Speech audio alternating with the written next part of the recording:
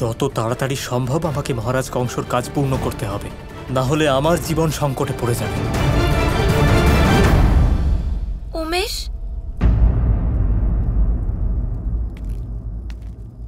রাধা, এত রাতে তুমি হঠাৎ এখানে? সব ঠিক আছে তো?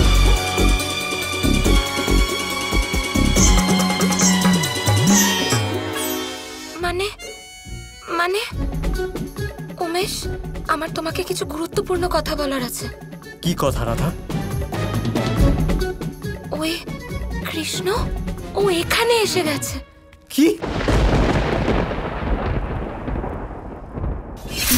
আমার প্রথম থেকেই মনে হচ্ছে যে ওই কৃষ্ণ চুপ করে বসে থাকার পাত্র নয়, ও নিশ্চয়ই কিছু একটা করবে। কোথায় কোথায় দেখেছো তুমি ওকে? এক্ষুনি আমায় বলো রাধা।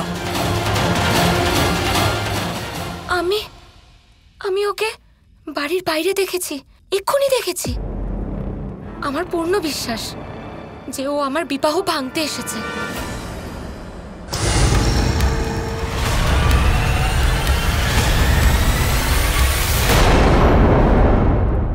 তুমি তো বললে যে তুমি কৃষ্ণকে শুধু দেখেছো,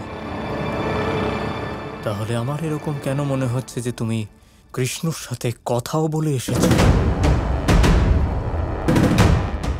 মানে মানে আমি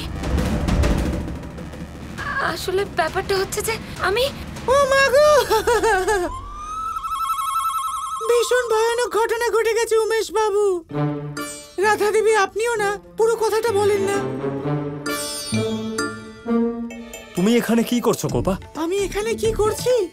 আমি এসেছি কারণ আমিও সেই নৌকার সওয়ারি যে নৌকায় রাধা দেবী সওয়ার। রাধা দেবী সত্যি কথা বলছেন উমেশ বাবু, কৃষ্ণ সত্যি এখানে এসে গেছে। আমি নিজে, এদিকে তাকান না, নিজের চোখে ওকে দেখেছি। ও রাধা দেবীর সাথে দেখাও করেছে উমেশ বাবু। আর কি বলেছে সে?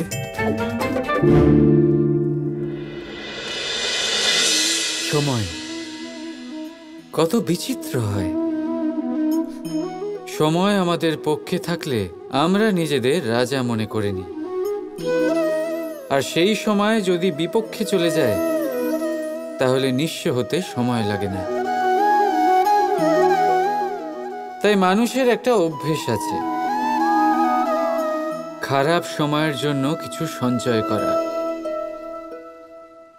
আত্মীয়, বন্ধু খারাপ সময় পাশ থেকে সরে যায়। যশ, মান প্রতিকূল সময় চিরস্থায়ী হয় না। তাই মানুষ মনে করে অর্থ সঞ্চয় করাই শ্রেয়। অর্থের কোনো হৃদয় নেই যা সময়ের সাথে পরিবর্তিত হবে।